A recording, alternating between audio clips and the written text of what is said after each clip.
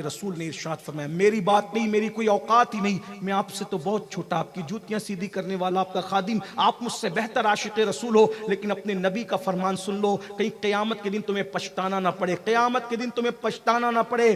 عشق مصطفیٰ کے دعوے دارو، اللہ کے سچے رسول نے دنیا میں اعلان کیا کہ جو مجھ سے عشق کا دعویٰ کرتا ہے اور پوری رات سوتا رہتا ہے، میں محمد اعلان کرتا ہوں کہ وہ جھوٹا ہے، جھوٹا، وہ میرا عاشق نہیں ہو سکتا جو پوری رات سوتا ہے۔ عاشق کی نشانی یہ ہے، وہ رات بھر سو نہیں سکتا، وہ راتوں کو اٹھ کے درود پڑھے گا، وہ راتوں کو اٹھ کو قیام اللیل کرے گا، وہ راتوں کو اٹھ کر قرآن پڑھے گا، وہ راتوں کو اٹھ کے محبوب کے لیے آہو بکا کرے گا، وہ راتوں کو محبوب کے لیے گریہ وزاری کرے گا۔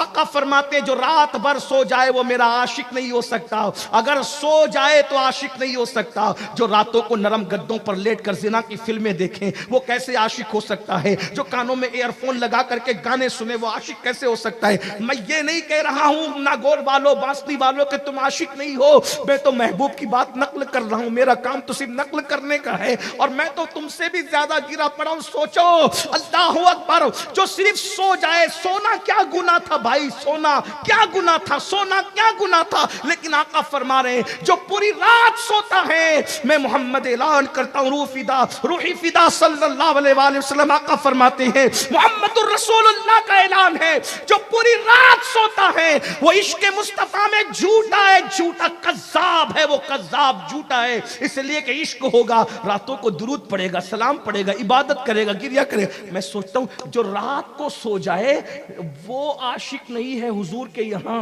جو فجر میں بھی نہ اٹھے وہ کیسا عاشق ہے، مسجدوں کو ویران کرنے والا کیسا عاشق ہے۔ یاد رکھنا، اللہ اکبر، اپنی آپ سے، اپنی زبان سے، اپنی آپ کو کچھ بھی کہنے والوں، اللہ اکبر، جس کو رسول اللہ جھوٹا کہہ دے، اب میں اس کو عاشق کیسے مان لوں؟ نعت خانوں پہ چاہے کتنا لٹا دو، قوالوں پہ کتنا لٹا دو، علماء پہ کتنا لٹا دو، پیروں پہ کتنا لٹا دو، لیکن جان ایمان تو کہہ رہے ہیں اگر تو پوری رات سو رہا ہے تو تو جھوٹا ہے، عاشق نہیں ہے۔ لیکن میں تو حیران ہوں، یا رسول اللہ، سونے والا عاشق نہیں ہو سکتا، اسے تو راتوں کو رونا چاہیے، اسے تو اپنی راتیں یاد ہے، اپنی راتیں یاد ہے، دوستوں سے ملتے ہو تو غیبت کرتے ہو، کسی کے خلاف سازش کرتے ہو، وائی فائی لگا کر کے، اللہ اکبر، آدھی آدھی رات تک کے زنا کی فلمیں، اللہ اکبر، موبائلوں پر ڈیجیٹل دنیا کے اندر جوا کھیلنے والوں، قیامت کے دن اگر حضور کا سامنا ہوگا،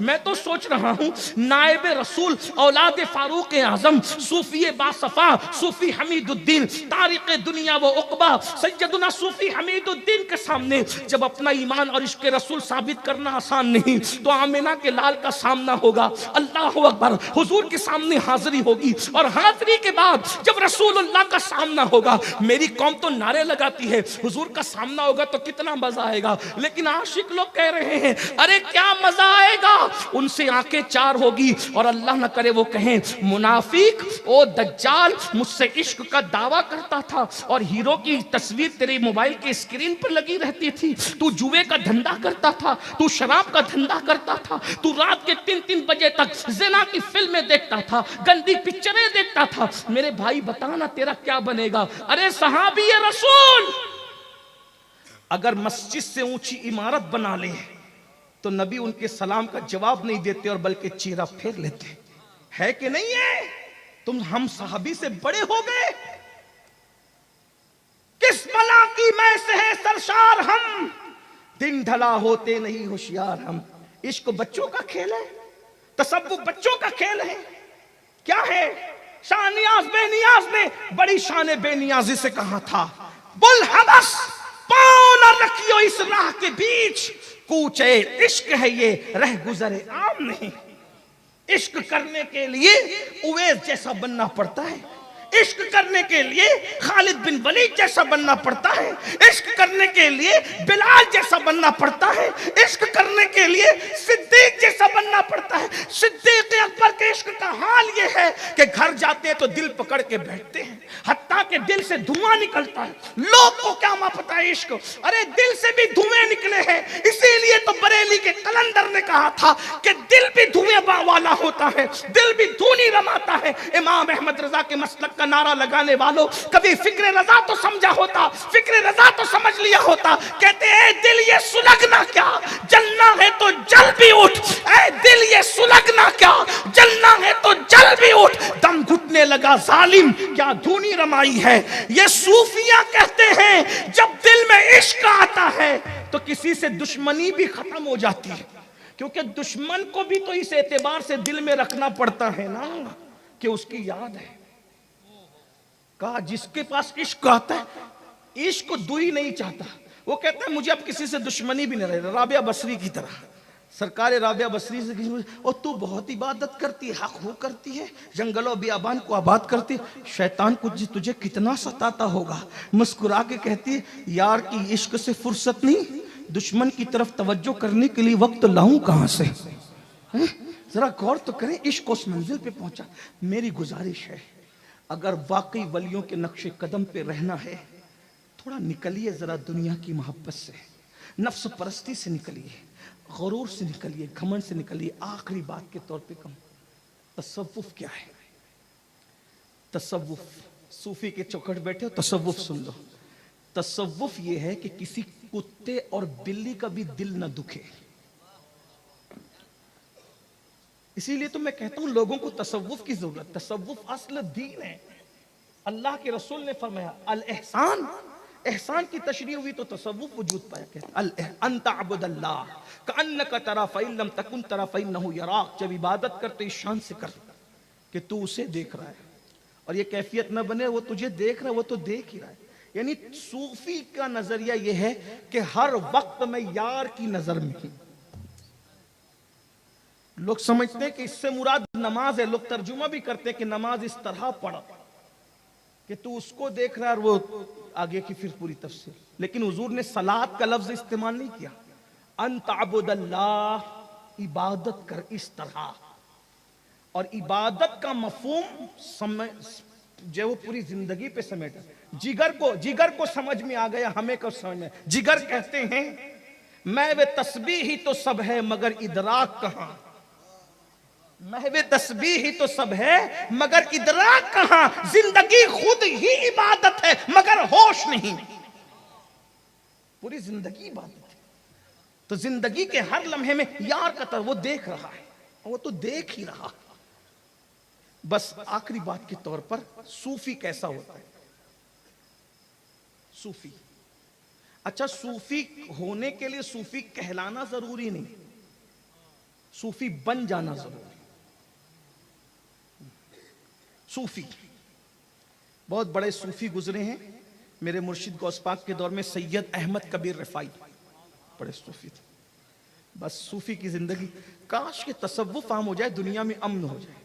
اسی لیے تو ایک بندے کے چہرے پہ تماچا بھی نہیں پڑا تھا اور 90 لاکھ کو ایمان کی دولت نصیب ہو گئی. کوئی مالا بھی نہیں ٹوٹی اور ایمان کی دولت 90 لاکھ کو نصیب. کیا کوئی گملہ نہیں ٹوٹا 90 لاکھ کی دولت نصیب، 90 لاکھ کو دولت نصیب ہو. یہ صوفیہ کا انداز تھا.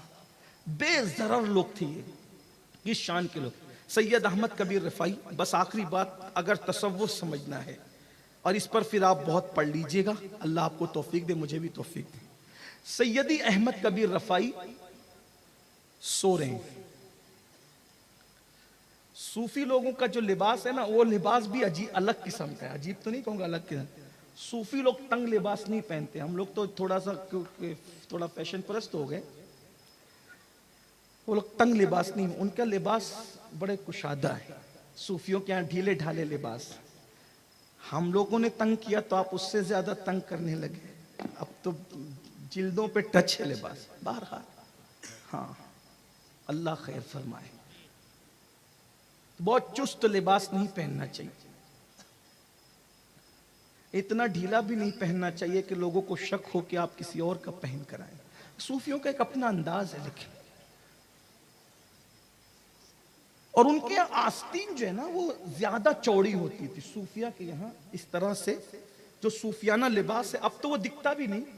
وہ میں بتاتا ہوں آپ کو کیسے ہوتا تھا.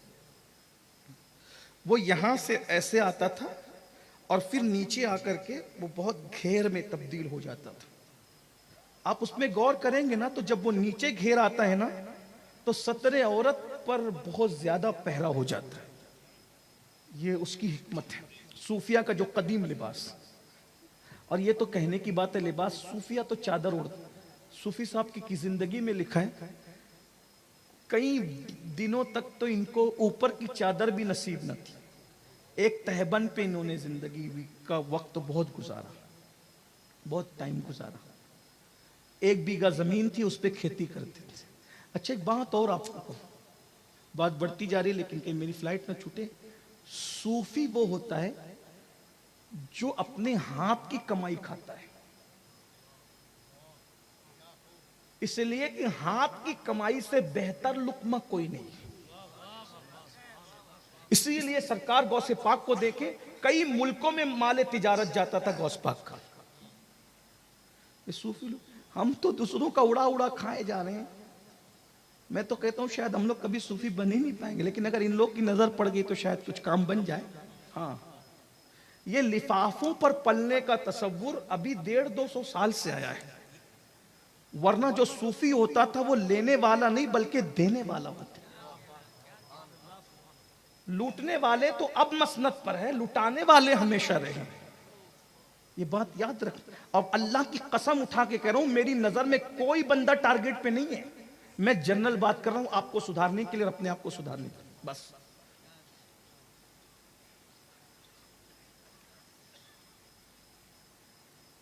حضور سیدی احمد کبیر رفاعی رضی اللہ تعالیٰ عنہ آنکھ لگ گئی. وہ چوڑی چوڑی آستی، وہ اس طرح سے ادھر سے تنگ ہو کر کے ایسے کھلتی تھی آستی، بڑی آستی، آستین چوڑی ہوتی تھی صوفیہ کی. آپ سو رہے تھے، اس آستین پر بلی سر رکھ کر سو گئی. دیکھیے یہ صوفیہ ہے. اگر مدرسے میں تصوف آ جائے اور خانقاہوں میں مدرسہ چلا جائے تو ہمارے اچھے دن لوٹ آئیں گے. ہمارے اچھے دن پارلیمنٹ سے لوٹ کر کے نہیں آئیں گے. ہمارے اچھے دن خانقاہ اور درسگاہ کے مجمع البحرین سے لوٹ کر کے آئیں گے، جس میں حمید الدین جیسا فاضل بھی ہوگا اور حمید الدین ہی صوفی بھی ہوگا. تمہیں پتا ہے کتنے بڑے فاضل ہیں کہ ناگور شریف کی سرزمین پہ بیٹھ کے علم حدیث کا درس دیتے. ایک صاحب آگے کہا مجھے تصوف پڑھاؤ، تو کہا علم حدیث پڑھانے میں اتنا بیزی ہو گیا ہوں کہ ابھی مجھے تصوف کا درس دینے کا ٹائم نہیں. اور ایک بات یہ بھی بتا دوں، کیا راز کی بات کہی.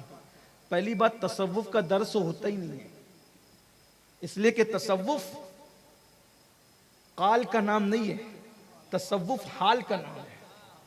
جب کوئی اس قدر دل والا ہو جاتا ہے تو اس کے دل میں انڈیلا جاتا ہے تصوف. تصوف پڑھنے کی چیز نہیں ہے، یہ تو یوٹیوب پر بیٹھ کر کے تصوف کا درس ہو رہا ہے. وہ تو یوٹیوب کی بات ہی نہیں ہے، اور یوٹیوب کی بات نہیں ہے. ابو ہریرہ جیسا کہتا ہے کہ مجھے 2 علم دیے گئے، ایک کی تبلیغ کرتا ہوں، دوسرا بتا دوں تو گردن پہ تلوار آئے گی. تو جہاں ابو ہریرہ مدرس نہیں بنتے، وہاں یہ یوٹیوب والے کب سے مدرس بن گئے تصوف کے؟ یہ تو حال ہے بھائی. اور آپ لوگ بھی یہ یوٹیوب پر جو ہے وہ یہ پڑھ کر کے ایسا ہو، یہ پڑھ کے ایسا ہو، گڑبڑ نہ کرو. ابھی سچے مسلمان بن جاؤ، دروازے خود ہی کھل جائیں گے. والذین جاہدوا فینا لنہدینہم سبلنا. جو اللہ کی راہ میں کوشش کرتے ہیں اللہ ان کے لیے راستے پیدا کر دیتا ہے. تصوف کے چکر میں یعنی یہ کہ کوئی سکھا دے گا نہیں. صوفی صاحب نے کہا مجھے ٹائم ہی نہیں ہے، اس لیے کہ وہ جانتے تھے کہ تصوف جو اتنا بندہ ہو کہ اس کو یہ ابھی پتا نہیں کہ تصوف سیکھا بھی جاتا ہے کہ نہیں سیکھا جاتا ہے. تصوف مجھے تو علم حدیث کا درس، یہ اتنے بڑے فاضل ہیں، کتنے بڑے فاضل ہیں، علم حدیث کا درس دے رہے ہیں. اور یہاں بیچارے صوفی اتنے پڑھے لکھے ہیں کہ وہ یزید اور یجید میں بھی فرق نہیں کر پا رہے ہیں. شیطان اور شیطان میں بھی ابھی فرق نہیں ہو رہا ہے، اور وہ صوفی ہیں. اس لیے کہ وہ صوفی ہیں، وہ صوفی ہے بھائی. اور یہاں صوفی دیکھو اتنا بڑا، ہندوستان کا سب سے بڑا صوفی جو علم حدیث کا درس دے رہا ہے اور درس تصوف دینے سے منع کر رہا ہے. چلیں اگر آئی گئے تو سن لیجئے. حضرت سیدی احمد کبیر رفاعی کی آستین پر بلی سو گئی. رات کا آخری پہر تھا، تہجد کے بعد آنکھ لگ گئی.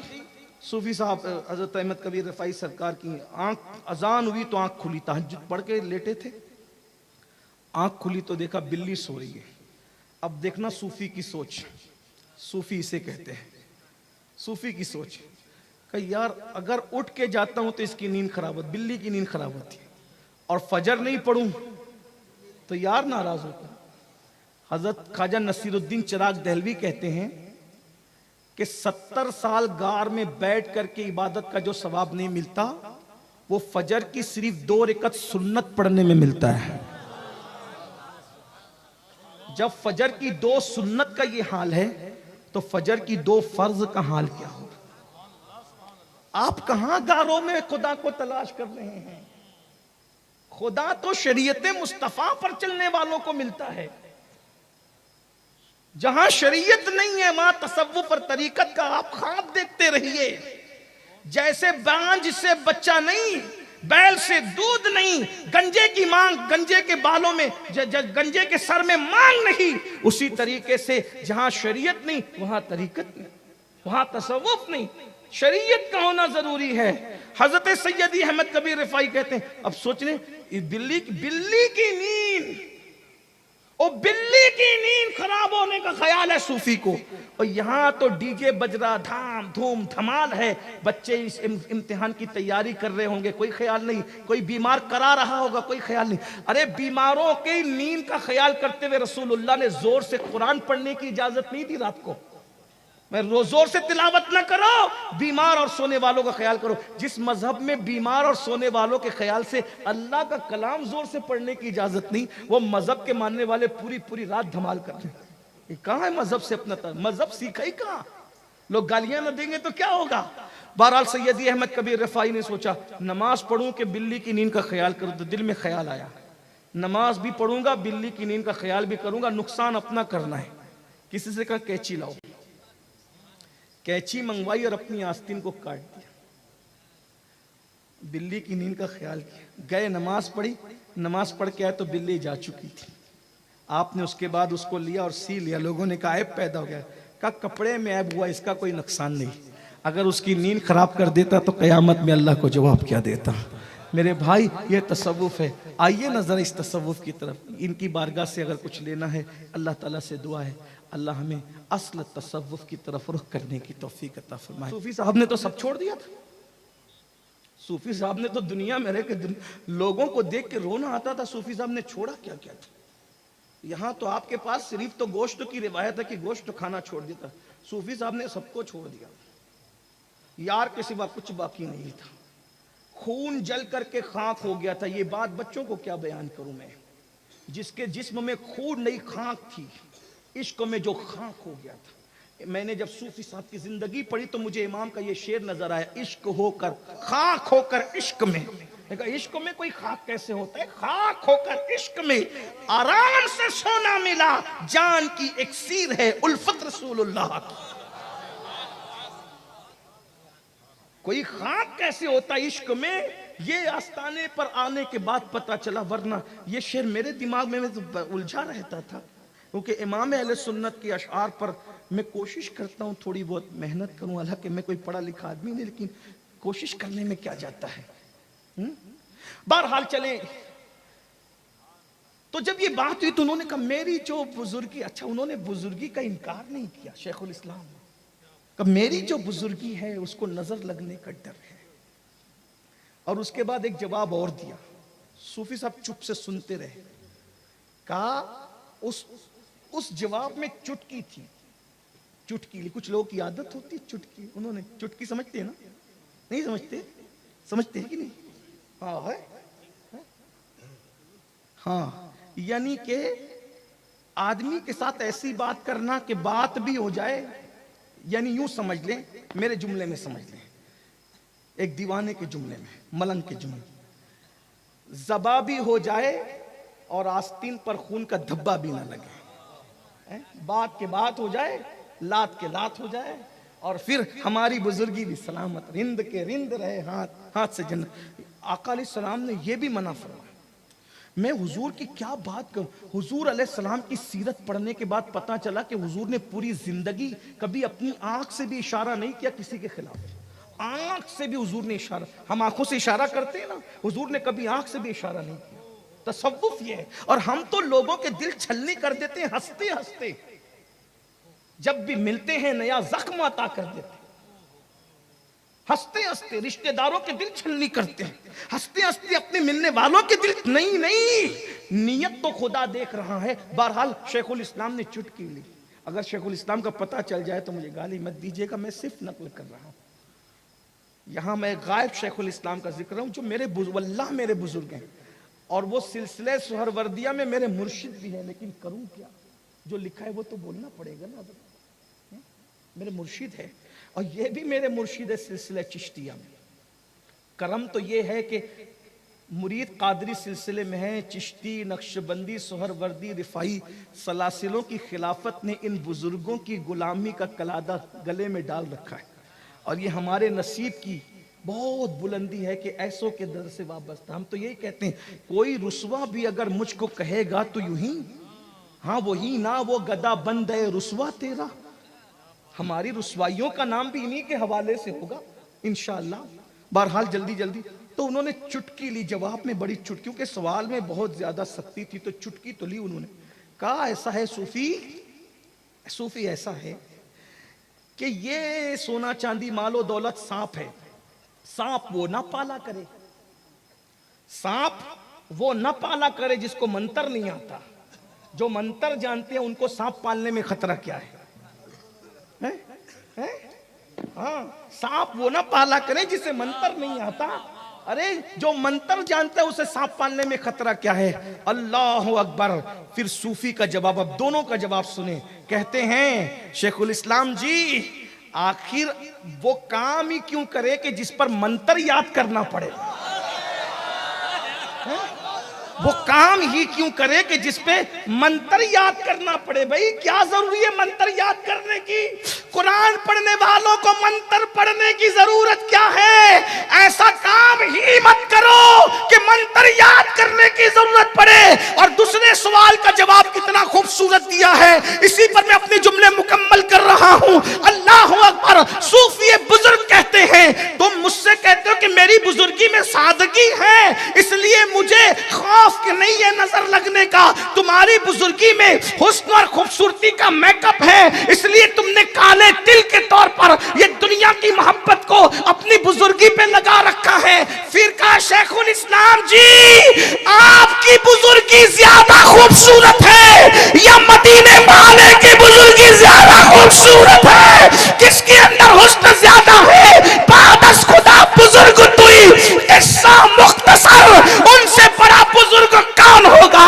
جہاں سے بزرگی آدم کو ملی، جہاں سے بزرگی سلیمان کو ملی، جہاں سے بزرگی یوسف کو ملی، ہر بزرگ کو بزرگی وہاں سے ملی. جملہ کہہ دوں مخلوق کے اندر ہر بزرگ کو بزرگی دامن مصطفیٰ سے وابستگی کے بعد ملی ہے. حتیٰ کہ بزرگی کو بھی جہاں سے بزرگی ملی ہے وہ آمینہ کے لال کی چوکھٹ ہے. آپ کہتے ہو ہماری بزرگی کو خوف ہے نظر لگنے کا خوبصورت، تو تمہاری بزرگی خوبصورت ہے یا ان کی بزرگی تم سے زیادہ خوبصورت ہے؟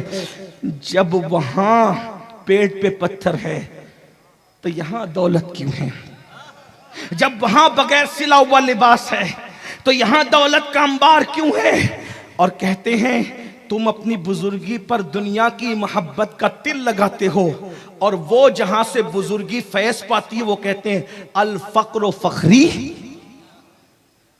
محدثین کے نزدیک یہ حدیث ثابت نہیں ہے، معذرت چاہتا ہوں، لیکن صوفیہ کے نزدیک یہ حدیث ثابت ہے. کیونکہ اہل علم، کیونکہ میرے پیچھے جو ہے وہ دارالعلوم بھی ہے، دارالفتاء بھی ہے، صوفیہ بھی ہے. تو یہ محدثین کے نزدیک، کیونکہ محدثین جو ہے حدیث لینے کا ان کے یہاں پر ایک قانون ہے، اور وہ اس قانون پر جو بات آتی ہے وہی لیتے ہیں، جو نہیں آتی نہیں لیتے. وہ لوگ اس نے اس سے کہا، اس نے اس سے کہا، اس نے اس سے کہا، بس بات اسی پر آتی ہے. لیکن صوفیہ کے یہاں حدیث لینے کا محدثین کے علاوہ ایک طریقہ اور ہے کہ وہ ڈائریکٹ صاحب حدیث سے پوچھ لیتے ہیں آپ نے یہ کہا ہے کہ نہیں کہا ہے. اس لیے بہت ساری روایتیں محدثین کی کتاب میں نہیں ہے، لیکن بہت ساری روایتیں صوفیہ کی کتاب میں ہے۔ اس لیے میں کوئی مناظرے کا دروازہ کھولنے نہیں آیا۔ الفقر و فخری کشف المحجوب میں بھی ہے، قوت القلوب میں بھی ہے، اسی کے ساتھ غریب نواز کے یہاں بھی ہے، صوفی پاک کے یہاں بھی ہے۔ بہرحال انہوں نے کیا کہا پتہ ہے کیا کہا کہ آپ تل لگاتے ہو، وہاں تل کی ضرورت نہیں، ان سے زیادہ خوبصورتی ہے جو کہتے ہیں الفقر و فخری۔ حالت کیا ہے وہاں؟ ایک دن صرف 2 درہم گھر میں بچے رہ گئے، نیند نہیں آ رہی، نیند نہیں آ رہی، حضور کو نیند نہیں آ رہی۔ جو ہر بے چین دل کا چین ہے اس کو آج بے قراری ہے۔ ہمارے پاس دولت نہ ہو تو ہم بے چین رہتے ہیں، اور وہاں دولت ہے تو بے چین، وہ بھی کتنے؟ 2 درہم، 2 درہم ہے۔ کروٹ بدلتے کہتے ہیں عائشہ گھر میں کچھ ہے؟ کہاں 2 درہم ہے، کہا نکال کے صدقہ کر دو۔ میں اس حالت میں اللہ سے ملنا نہیں چاہتا کہ میرے پاس 2 درہم۔ اور دنیا نے دیکھا پوری کائنات کو تقسیم کرنے والے رسول کا جس دن وصال ہوا، اس دن رسول اللہ کی زرہ ایک یہودی کے گھر میں جو ہے وہ رکھی ہوئی تھی۔ اللہ اکبر، وہ بھی کس عالم میں رکھی ہوئی تھی جس کو گروی رکھنا کہتے ہیں؟ گروی رکھی، کیوں رکھی تھی؟ اپنے لیے نہیں، کسی سائل کا سوال پورا کرنے کے لیے رسول اللہ کی زرہ ایک یہودی کے یہاں گروی رکھی ہوئی تھی۔ عثمان غنی جیسا شخص جس کا داماد ہو، ابو بکر صدیق جیسی ہستی جس کا غلام ہو، ایسے بڑے بڑے لوگ، اس کے باوجود بھی رسول اللہ کے فقر کا یہ عالم ہے، کائنات کو عطا کر رہے ہیں، اور خود کے گھر کی کیفیت کیا ہے؟ اللہ اکبر۔ تو بہرحال میں بات آگے بڑھانے سے پہلے پھر بات سمیٹ لوں تو امہات المومنین کو صحابہ کرام نے کہا کہ آپ فاروق اعظم کے پاس چلے اور ان کو منا لے کہ اچھا کھاؤ، اچھا کھانے دو، اچھا پہنو، اچھا پہننے دو، تھوڑا یہ۔ امہات المومنین آئیں اور فاروق اعظم سے کہا لوگوں کی خواہش ہے کہ اچھا کھانے دو اور اچھا کھاؤ، اچھا پہنو اور اچھا پہننے دو۔ تب فاروق اعظم نے دونوں کو بٹھا کے کہا کیا اتنی جلدی آپ لوگ بھول گئی حضور کی سیرت کو؟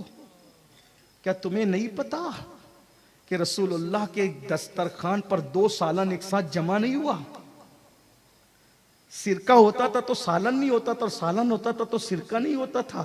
اور حضور علیہ السلام کے گھر میں کیا کبھی گیہوں کی روٹی تم لوگوں نے چپاتی دیکھی؟ حضور اس حالت میں زندگی گزارے اور آپ مجھے مشورہ دینے کے لیے آئیے کہ میں مسلمانوں پہ فراوانی کر دوں۔ دونوں امہات المومنین اتنا روئی کہ ان کے دوپٹے بھیگ گئے۔ وہ آئی تھی فاروق اعظم کو منانے کے لیے اور زود فاروق اعظم ان پر متاثر ہو کے رہ گیا۔ یہی حال ہے صوفی بزرگ کا۔ جب شیخ الاسلام نے یہ کہا کہ ہماری بزرگی پر تل رکھ دیا ہے ہم نے دنیا کی محبت کا، تو صوفی بزرگ کہتے ہیں کیا رسول اللہ سے زیادہ خوبصورت ہے؟ وہ گئے تھے صوفی کو متاثر کرنے، اور صوفی بزرگ نے ان کی بزرگی کو یوں متاثر کیا، فرمایا جس کے پاس دولت ہو میں اس کو ولی نہیں مانتا، میں آپ کو مولانا تو کہوں گا لیکن شیخ اور ولی نہیں کہوں گا۔ جب اس نتیجے پر میں پہنچا تو میں نے کہا یا اللہ، جو اتنے بڑے شیخ الشیوخ کے خلیفہ کو ولی ماننے کے لیے تیار نہیں، اگر امین القادری اس دور میں ہوتا تو پتہ نہیں یہ مجھے مسلمان بھی تسلیم کرتے کہ نہیں کرتے۔ آپ کہاں ہیں بھائی؟ جب صوفی، اب جملے کو پورا کرنے، جب صوفی بزرگ کے سامنے اپنا اسلام مکمل پیش نہیں کر سکتے تو قیامت کے دن خدائے وحدہ لا شریک کے سامنے اپنا ایمان کیا ثابت کرو گے؟ جنت کے ٹھیکیداروں اپنی راتوں کا جائزہ تو لو، جنت کے ٹھیکیداروں اپنے دلوں کا جائزہ تو لو، جنت کے ٹھیکیداروں اپنے دلوں کو جانچو تو صحیح۔ اتنے بڑے ٹھیکیدار بن گئے کہ ہم نہیں جنت میں جائیں گے تو کون جائے گا، کیونکہ ہم مرید غوث اعظم کے، ہم مرید غریب نواز کے، ہم مرید فلاں سلسلے کے۔ میں کہتا ہوں سب سراخوں پر، ارے سب سلسلے میں مرید ہونے والوں، قادری بنے، برکاتی بنے، چشتی بنے، نقشبندی بنے، سہروردی بنے، رضوی بنے، اشرفی بنے، مداری بنے، وارسی بنے، سب بنے، کیا مسلمان بھی بنے؟ کیا اسلام بھی ہماری زندگی میں ہے؟ اپنی راتوں کو تو چیک کرو۔ حضور علیہ الصلوۃ والتسلیم ارشاد فرما رہے ہیں، قوت القلوب میں صاحب قوت القلوب شیخ ابو طالب مکی رحمت اللہ علیہ حدیث لائے ہیں۔ تھوڑی دیر ذرا تصوف کی، حالانکہ تصوف مائک پہ بیان نہیں ہونا چاہیے کیونکہ لوگ نہیں مانیں گے، مجھے پتا ہے، اور اتنی باریکی نہ میں عمل کر سکوں گا نہ آپ عمل کر سکیں گے، بس جو جو کر سکتے ہیں بس اتنی بات کی جائے، لیکن چونکہ صوفی کا ذکر تھا، تصوف کے بغیر چارہ نہیں تھا، اس لیے میں نے کہہ دیا، بلکہ یوں کہہ دوں کہ کے جی والوں کے سامنے پی ایچ ڈی کی باتیں کر گیا ہوں، تو اتنا کہہ کر کے گزرنا چاہتا ہوں کہ بک گیا ہوں جنوں میں کیا کیا، کچھ نہ سمجھے خدا کرے کوئی، ورنہ آئندہ سال کے لیے نور میاں سے لوگ کہیں گے کس پاگل کو بلایا تھا، ایسی باتیں کر گیا۔ یہ تو ہمارے کام کی نہ تھی، لیکن بات سن لیں، رات کے 10 11 12 بجے تک ہوٹلوں پہ بیٹھ کر جگنے والوں اور فجر کی نماز میں سوتے پڑے رہنے والوں، پھر کہتے ہو ہم عاشق رسول ہیں۔ کیوں عاشق رسول ہے بابا آپ؟ اس لیے کہ ہم تو جلوس نکالتے ہیں، ہم تو نعتوں کی محفل سجاتے ہیں، صوفی بزرگ کا 5 دن عرس کرتے ہیں، ہم یہ کرتے ہیں وہ کرتے ہیں، لنگر کرتے ہیں، نیاز کرتے ہیں، وہ کرتے ہیں، وہ کرتے ہیں، وہ کرتے ہیں، سب کرتے ہیں، مجھے کوئی اختلاف نہیں۔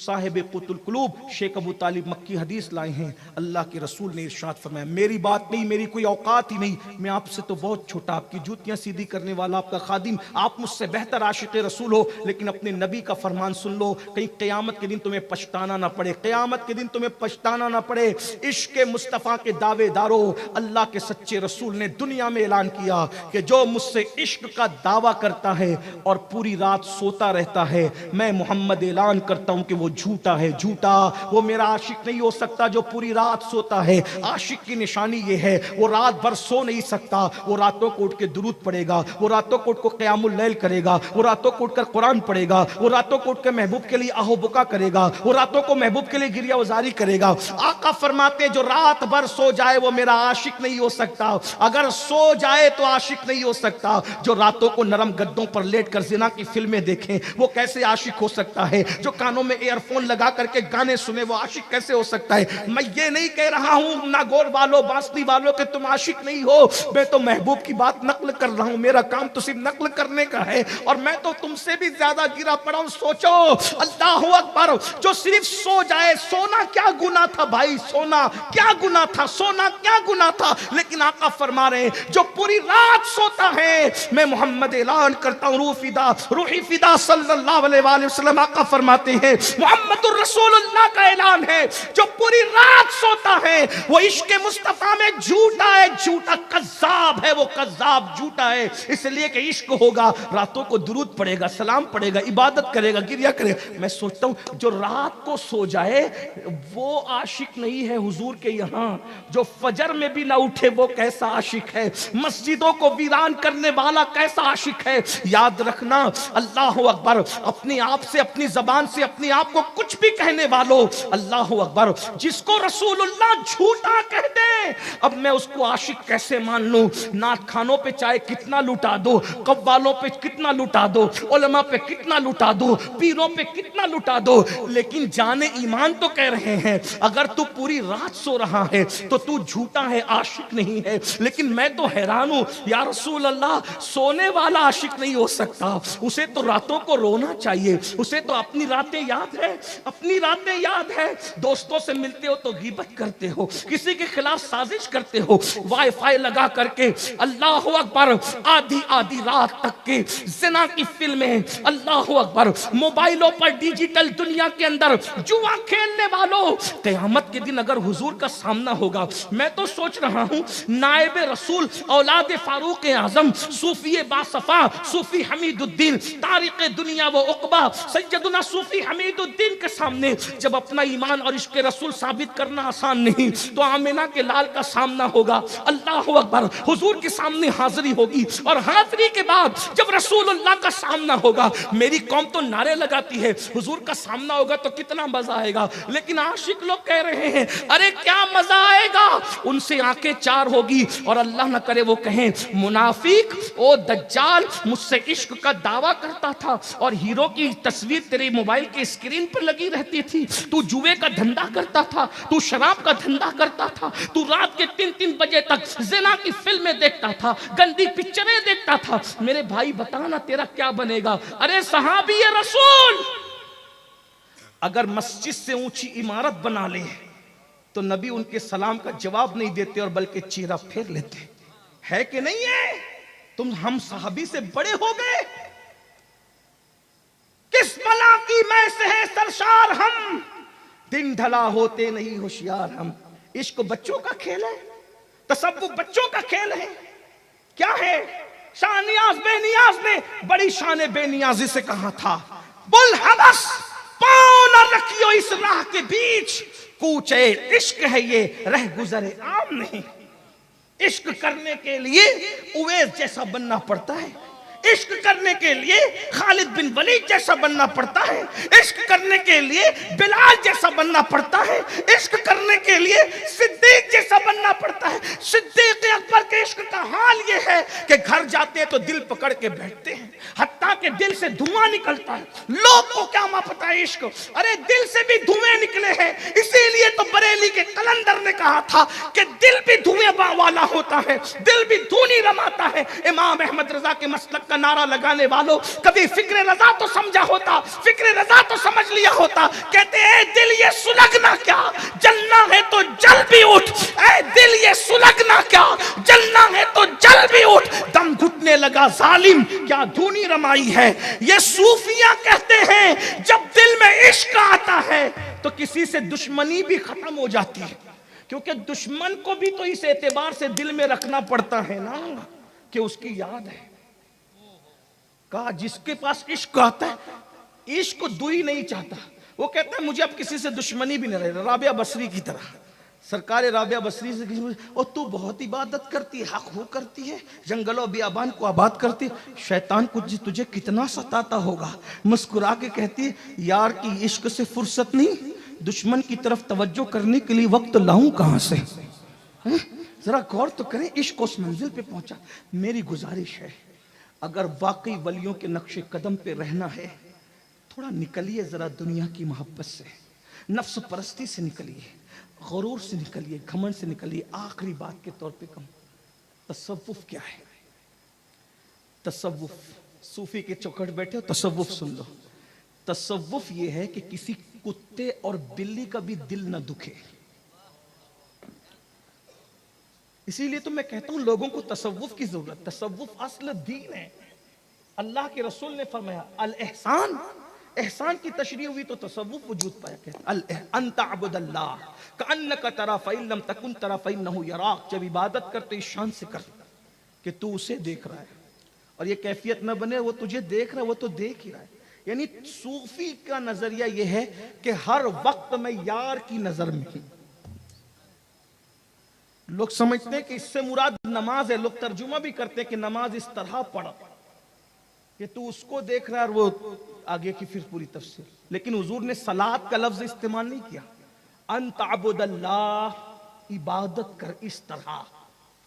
اور عبادت کا مفہوم جو وہ پوری زندگی پہ سمیٹا، جگر کو سمجھ میں آ گیا، ہمیں کو سمجھ میں۔ جگر کہتے ہیں محو تسبیح ہی تو سب ہے مگر ادراک کہاں، محو تسبیح ہی تو سب ہے مگر ادراک کہاں، زندگی خود ہی عبادت ہے مگر ہوش نہیں، پوری زندگی عبادت ہے۔ تو زندگی کے ہر لمحے میں یار کا وہ دیکھ رہا ہے، وہ تو دیکھ ہی رہا۔ بس آخری بات کے طور پر صوفی کیسا ہوتا ہے؟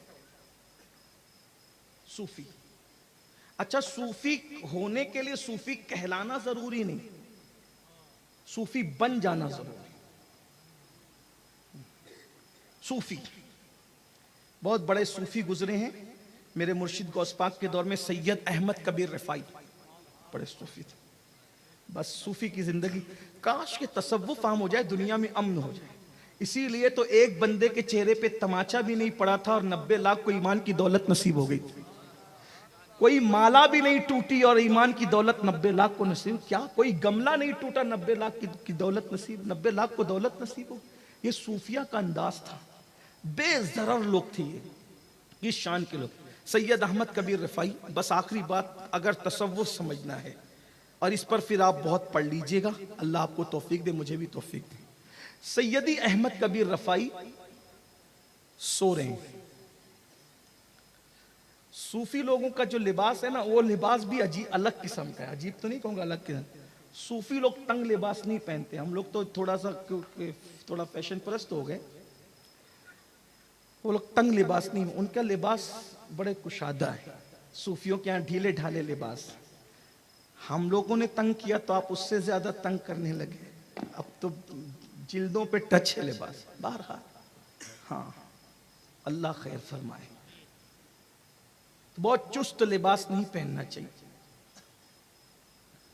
اتنا ڈھیلا بھی نہیں پہننا چاہیے کہ لوگوں کو شک ہو کہ آپ کسی اور کا پہن کر آئیں۔ صوفیوں کا ایک اپنا انداز ہے، لیکن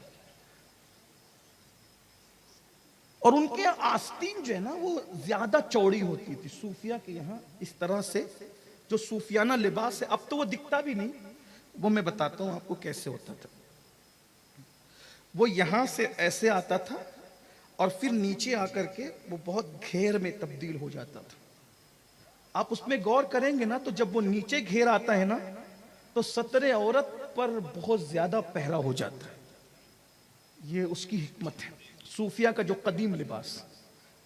اور یہ تو کہنے کی بات ہے لباس، صوفیہ تو چادر اوڑھتا، صوفی صاحب کی زندگی میں لکھا ہے کئی دنوں تک تو ان کو اوپر کی چادر بھی نصیب نہ تھی، ایک تہبند پہ انہوں نے زندگی کا وقت بہت گزارا۔